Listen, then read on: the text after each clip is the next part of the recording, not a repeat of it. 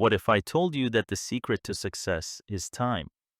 We've all seen someone we didn't believe was a successful person, someone careless and not at all bright, yet rich. What's the secret?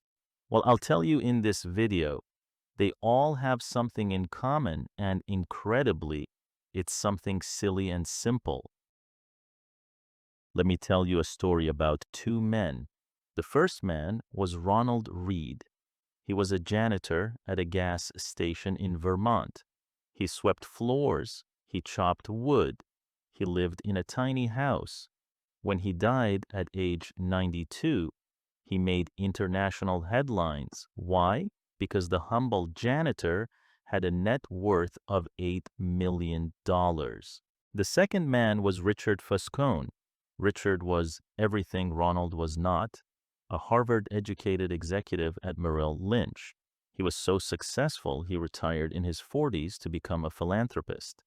He lived in an 18,000 square foot mansion with 2 swimming pools. But the same year the janitor died with $8 million, the Harvard executive filed for bankruptcy. He had zero. In what other industry is this possible? A janitor cannot perform heart surgery better than a Harvard doctor. A janitor cannot design a skyscraper better than a trained architect.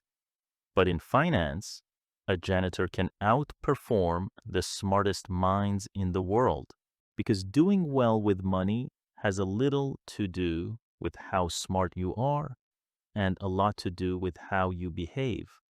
This is the psychology of money. We are visual creatures. When we see a red Ferrari drive down the street, we instinctively think that person is rich. But that is a data error.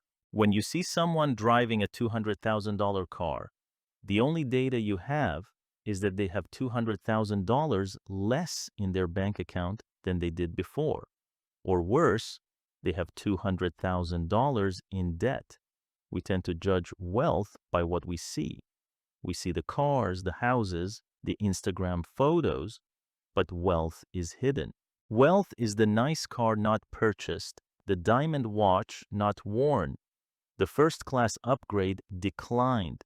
Wealth is an option not taken. It is financial assets that haven't yet been converted into the stuff you see. The problem is that it is hard to learn from things you cannot see. We can't see Ronald Reed's bank account growing for 50 years. We only saw him sweeping floors. So we imitate the people who show off, and by spending money to show people how much money we have, we are just chasing the fastest way to have less money. True wealth is the ability to not buy things. There are a million ways to get wealthy, but there is only one way to stay wealthy: paranoia.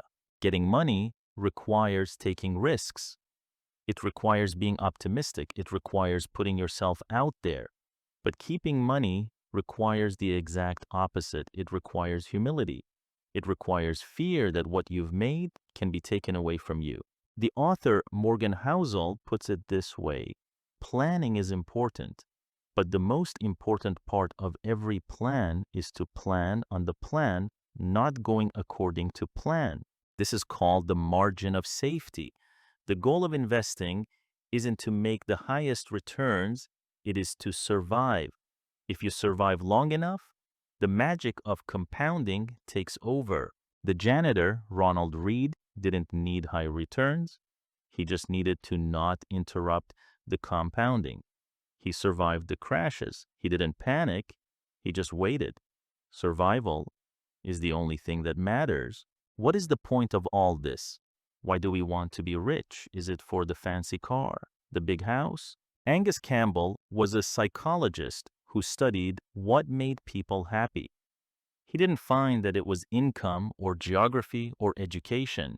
The common denominator for happiness was simple: control over your life. The highest form of wealth is the ability to wake up every morning and say, I can do whatever I want today. Money's greatest intrinsic value, and this can't be overstated, is its ability to give you control over your time, to obtain, bit by bit, a level of independence and autonomy that comes from unspent assets. If you have to be at a job you hate at 8 a.m. because you have a car payment to make, are you really wealthy, or are you just a well-paid servant to your own possessions? True wealth is not about buying more things, it is about buying more time. Time is the only currency that you can never earn back.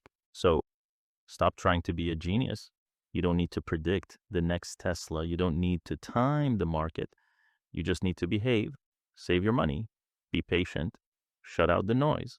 And remember, wealth is what you don't see.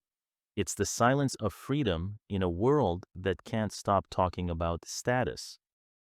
Thanks for watching. I believe you understood a little more about why some seem to have more luck or more chances than others. What's really key is persistence.